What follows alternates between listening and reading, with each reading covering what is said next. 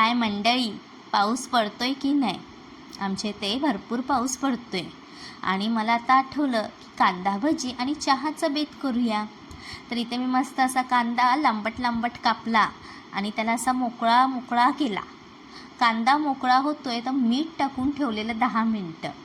नंतर कांद्याला पाणी सुटलं तेव्हा मी त्याच्यामध्ये ही मिरचीचे तुकडे आणि कोथिंबिरीची कापलेली बारीक कोथिंबीर, पिवळी धमक अशी हळद आणि मिरची पावडर असं मस्त जे घरात ज्या अवेलेबल वस्तू आहेत त्याच घातल्या आहेत. आणि आता त्याला चांगलं असं बेसनने न्हाऊ घालायचं आहे म्हटलं. आता बेसनने त्याला असं चांगलं कोट केलं.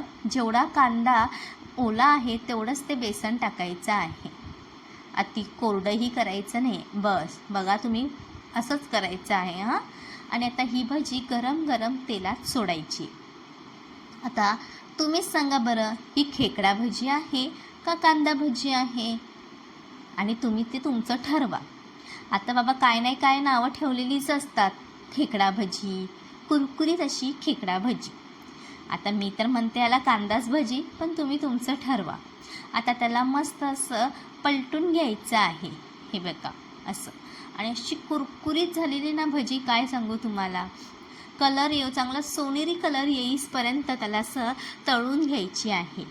आणि आता आपली ही भजी इतकी कुरकुरीत, झणझणीत, तिखट अशी होणार आहे, पाहू शकता. मस्त कुरकुरीत कुरकन असा आवाज येतो. आणि आता इथे ती मी भजी तेलातून बाहेर काढते. अशा थोड्या थोड्या मी भजी फ्राय करून घेतल्या आणि त्यासोबत मी मिरचीही टाकली.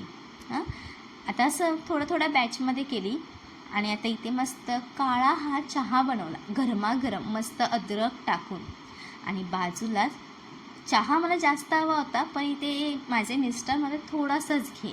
आणि आपल्या स्वामींचं गाणं लावून चहा आणि भजी एन्जॉय केली.